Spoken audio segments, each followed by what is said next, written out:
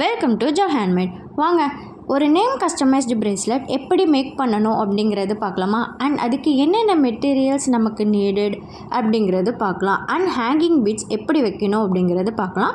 First நம்ம வந்து beads எடுத்துக்கலாம். ஓகேங்களா? நான் எடுத்துருக்க பீட்ஸ் பார்த்திங்கன்னா இந்த மல்டி கிராக்கிள் பீட்ஸ் தான். நம்மக்கிட்ட ரொம்ப ஃபாஸ்ட் மூவிங்காக இருக்கிற பீட்ஸ் கலரில் இதுவும் ஒன்று தான். அண்ட் வந்து ஒரு கஸ்டமர் கேட்டிருந்த பட்டர்ஃப்ளை பார்த்திங்கன்னா இந்த ஸ்கை ப்ளூ கலர் பட்டர்ஃப்ளை தான் கேட்டிருந்தாங்க. இது வந்து ஒரு மாம் அண்ட் டாட்டர் காம்போ அப்படிங்கிறதுனால நம்ம வந்து 2 பட்டர்ஃப்ளை எடுத்திருக்கோம். அண்ட் அவங்க சூஸ் பண்ணியிருக்கிற நேம் பார்த்திங்கன்னா சாண்டி அண்ட் வெண்பா. சாண்டிங்கிறது மம்மி நேம் அண்ட் வெண்பாங்கிறது அவங்க டாட்டர் நேம். ஸோ அதோட பீட்ஸும் நம்ம வந்து எடுத்துக்கலாம். தென் பார்த்திங்கன்னா அவங்க வந்து ஹேங்கிங் பீட்ஸும் கேட்டிருந்தாங்க. ஸோ நெக்ஸ்ட்டு வந்து பார்த்திங்கன்னா நம்ம எலாஸ்டிக் கார்டு எடுத்துக்கலாம். நான் எடுத்திருக்க இந்த எலாஸ்டிக் கார்டு பார்த்திங்கன்னா 0.8 mm. ஸோ ஃபஸ்ட்டு வந்து பார்த்திங்கன்னா நான் வந்து நேம் உள்ளே போட்டுக்கிறேன். சாண்டி அப்படிங்கிற அந்த நேம் இருக்கு இல்லையா? ஃபஸ்ட்டு வந்து நம்ம வந்து அந்த எலாஸ்டிக் த்ரெட்குள்ளார ஒவ்வொரு பீட்ஸாக எடுத்து நம்ம வந்து உள்ளே போட்டுக்கலாம். தென் பார்த்திங்கன்னா லெஃப்ட் சைடும் அண்ட் ரைட் சைடும் வந்து பீட்ஸ் வந்து ஈக்குவலாக போடணும். இந்த சைடு நம்ம 9 போடுறோம்னா அந்த சைடு 9 நம்ம வந்து ஈக்குவலாக போடணும். Depend on the size. இப்போ ஒவ்வொருத்துக்கு வந்து சைஸ் பெருசாக இருக்கும். ஸோ நம்ம இந்த ஆல்ஃபாபெட்ஸை போடும்போது அதுவும் வந்து நம்ம கால்குலேட் பண்ணிக்கணும். அதுவும் ஆல்மோஸ்ட் நம்ம ஒரு பீட்ஸாக தான் கால்குலேட் பண்ணிக்கணும். இப்போ வந்து மீடியம் சைஸ்க்கெலாம் பார்த்திங்கன்னா நம்ம 22 பீட்ஸ் போட்டால் போதும். இப்போ அதை விட கொஞ்சம் கை சைஸ் பேஸ் 2.8 பேங்கிள் சைஸில் இருக்கிறவங்களுக்கு பார்த்திங்கன்னா நம்ம 24 to 25 பீட்ஸ் போடணும்.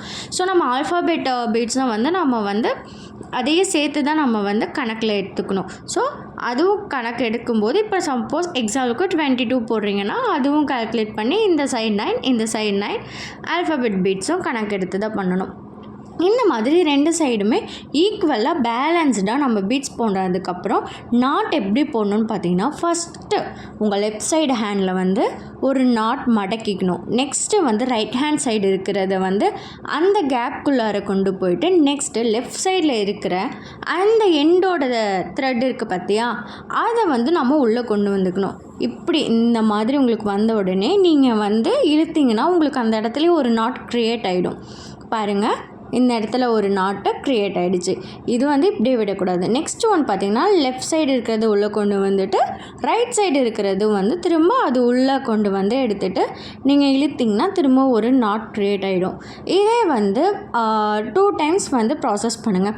ஸோ அப்போனா தான் உங்கள் அந்த நாட் வந்து வெளியில் வராமல் இருக்கும். நீங்கள் எவ்வளோ ஸ்ட்ரெச் பண்ணாலும் உங்களுக்கு அந்த நாட் வந்து வராது.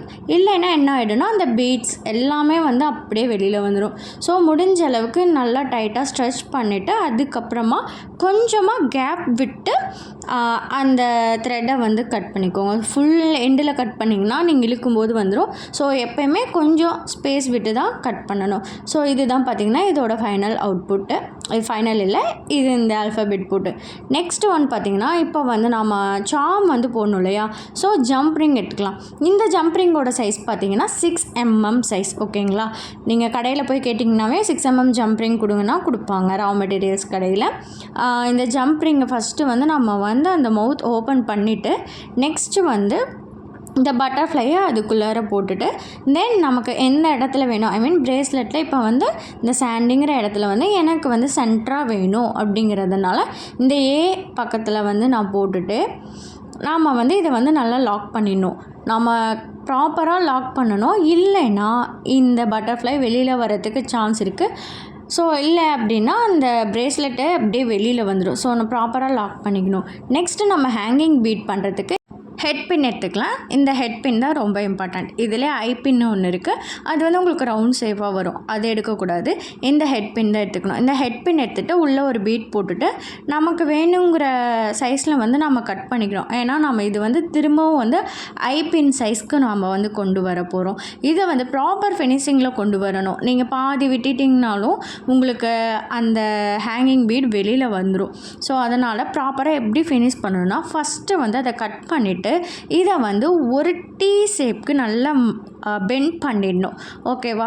தென் என்ன பண்ணணும்னா அதை அப்படியே ஃபோல்ட் பண்ணணும். பாருங்கள், நல்லா ப்ராசஸை வந்து நல்லா பாருங்கள். இதை ஃபோல்ட் அப்படியே அதை வந்து அழகாக கொண்டு வந்துடணும். இதோட சைஸ் பார்த்திங்கன்னா இப்படி எஸ் மாதிரி வளைஞ்சி அதுக்கப்புறம் வரும். இதுதான் ப்ராப்பர் ஃபினிஷிங். இந்த ப்ராப்பர் ஃபினிஷிங் இல்லைன்னா உங்களுக்கு பார்க்கவே நல்லாவே இருக்காது. தென் வந்து என்கிட்ட இருக்க செயின்லேருந்து நான் வந்து குறிப்பிட்ட சைஸ் நான் எடுத்துக்கிறது பார்த்திங்கன்னா மோஸ்ட்லி 2 சென்டிமீட்டர் தான் எடுத்துப்பேன். 2 சென்டிமீட்டரை வந்து ஸ்கேலில் வந்து மார்க் பண்ணி அதை வந்து நீங்கள் கட் பண்ணிக்கோங்க. எனக்கு வந்து கொஞ்சம் டிஃபால்ட்டாக சைஸ் தெரியும் அப்படிங்கிறதுனால நான் வந்து சைஸ்லாம் மெஷர் பண்ணுறதே இல்லை. நான் வந்து ஒரு லெவல் வச்சு நான் கட் பண்ணிவிடுவேன். தென் நம்ம வந்து இந்த ஐபின் சைஸ்க்கு வந்து நம்ம பெண்ட் பண்ணியிருந்தோம் இல்லையா, அதை வந்து திரும்ப வந்து நம்ம இந்த டூல் யூஸ் பண்ணி ஓப்பன் பண்ணிவிட்டு தென் அந்த செயினை வந்து நம்ம அதுக்குள்ளார போட்டுட்டு அந்த பிரேஸ்லெட்டையும் நம்ம இதுக்குள்ளார அட்டாச் பண்ணிடணும். அட்டாச் பண்ணிவிட்டு தென் வந்து ஃபுல்லாக ப்ராப்பராக வந்து க்ளோஸ் பண்ணிடணும். நீங்கள் அந்த மவுத் ஓப்பனாக இருந்ததுன்னா கண்டிப்பாக சொல்கிறேன் வெளியில் வந்துடும். ஸோ கரெக்டாக ப்ராப்பராக க்ளோஸ் பண்ணும்போது தென் வந்து பார்த்திங்கன்னா இது வந்து நம்ம பிரேஸ்லெட்டோட க்ளோஸ் பண்ணும்போது ஜம்ப்ரிங் யூஸ் பண்ணிக்கணும். ஆல்ரெடி நான் 6mm ஜம்ப்ரிங் சொன்னேன்ல, சேம் அதே ஜம்ப்ரிங் தான். அது வந்து ஃபஸ்ட்டு இனிஷியலில் போட்டுட்டு தென் வந்து இது வந்து பிரேஸ்லெட்டோட நான் எப்படி எடுத்துக்கன்னா இந்த நேம் முடிகிற எண்டில் வந்து நான் ஹேங்கிங் பீட்ஸ் அட்டாச் பண்ணிவிடுவேன். இதுவும் அதே மாதிரி தான் ப்ராப்பராக க்ளோஸ் பண்ணணும். எது எடுத்தாலும் நம்ம ஒரு ப்ராப்பர் க்ளோசிங் ஃபினிஷிங் கொடுத்தா மட்டும்தான் பீட்ஸோ இல்லை ஹேங்கிங் அந்த செயினோ வெளியில் வராமல் இருக்கும். நீங்கள் ப்ராப்பராக க்ளோஸ் பண்ணலைன்னா கண்டிப்பாக ஏதாவது ஒரு இடத்துல இழுக்கும்போது வெளியில் வந்துடும். இது தாங்க இதோட ஃபைனல் அவுட்புட். இந்த வீடியோ உங்களுக்கு யூஸ்ஃபுல்லாக இருக்கும்னு நினைக்கிறேன். இந்த வீடியோ பிடிச்சிருந்தா மறக்காமல் நம்ம சேனலை சப்ஸ்கிரைப் பண்ணிக்கோங்க.